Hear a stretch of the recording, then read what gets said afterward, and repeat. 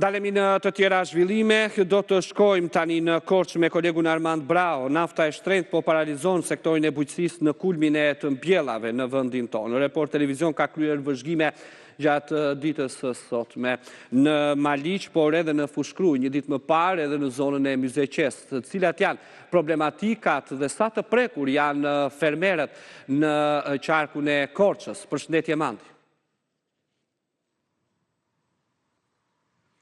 Ju përshëndes në unë Ertil. Atëherë, siç e thatë, bujqësia po paralizohet për shkak të çmimit të naftës. Duhet të theksoj që ne sot nuk do të shohim pasojat. Ne sot do të shohim vetëm shkaqet, ndërsa pasojat do të vinë fiks në momentin kur produktet do të vilen, pra do të merren dhe do të drejtohen tregu dhe atëherë nuk do të gjejnë treg për shkak të konkurrencës të çmimeve me nga jashtë për produktet me nga jashtë. Pasi dihet që të paktën aktualisht që flitet është me 214 lekë për litri naftës në qarkun e Korçës. Duhet ditur që kemi një numër tepër të madh të mjeteve bujqësore, plot 4814 mjete bujqësore në gjithë qarkun, të cilat në këtë periudhë kanë edhe fluksin më të lartë të punës, duke nisur nga procedurat kryesore e plugimi, diskimi, frezimi, mbjellja, dhe do dim që kemi pjesën më të madhe të produkteve bujqësore kryesore që dominojnë edhe sipërfaqet e mbjella, kryesisht me misër, qepën, patatën, fasulen, ushqime për blektorinë dhe perimet, të cilat mbillen pikërisht në këtë periudhë të vitit, çka kërkon edhe disa seanca të tokës, pra të punimit të tokës me mjete të ndryshme bujqësore për të kryer thjesht Mandi, kemi rritje, le të themi dyfish të çmimit të plugimit për 2 lyma apo hektar tokë, po kështu edhe të frezimit apo edhe të proceseve të tjera. Patjetër. Është një çmim i papërballueshëm, sidomos edhe për ata që janë fermerë të mëdhenj që kanë vetë mjetet bujqësore për toka që marrin me qira, por edhe për ata të cilët paguajnë dikë tjetër për t'i dhënë këtë shërbim. Domethënë nuk shihet vetëm këto gjëra. Ne kemi edhe një rritje të paktën siç raportohet nga vetë fermerët, edhe të inputeve bujqësore, blerat kimik, të gjitha elementet të cilat kanë ndikuar në rritjen e transportit të tyre për ardhjen në qarkun e Korçës kanë mësuar rritje. Dua të bëj vetëm një citim për sa i përket vetë një monitorimi që kryem jo vetëm në qarkun e Korçës. Mandi, e lëm pas pak atë monitorimin. Ndjekim pak se çfarë thon vetë fermerët dhe më pas e kam si pyetje për të bërë edhe krahasimin. Dije olla unë vetëm një 2 baca, as për të majtur leka fare iq. Tera ky jemi, me 2100 leka. Shiko, rritja e çmimit të naftës ka efekt shumë në bujqësi. Ai që bujqësia ja shumë atë s'ke leverdi fare, edhe mitin tënd që s'ke fare leverdi.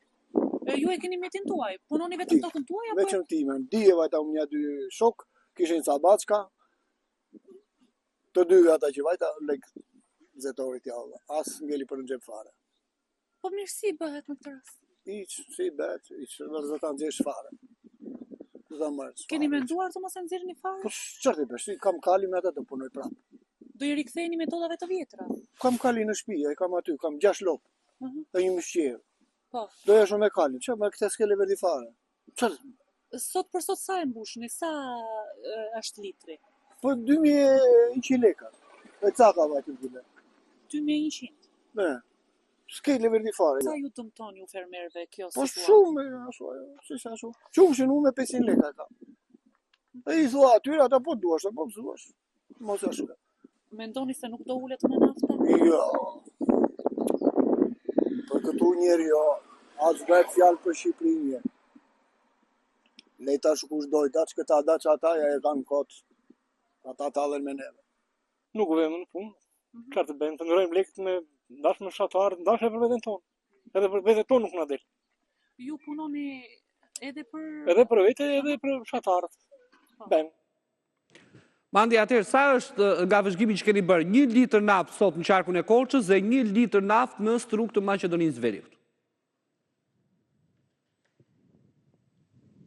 Atëherë në Ertil, siç unë e përmenda në kryeterës, 1 litër naftë në qarkun e Korçës shënon 214 lekë aktualisht që flasim.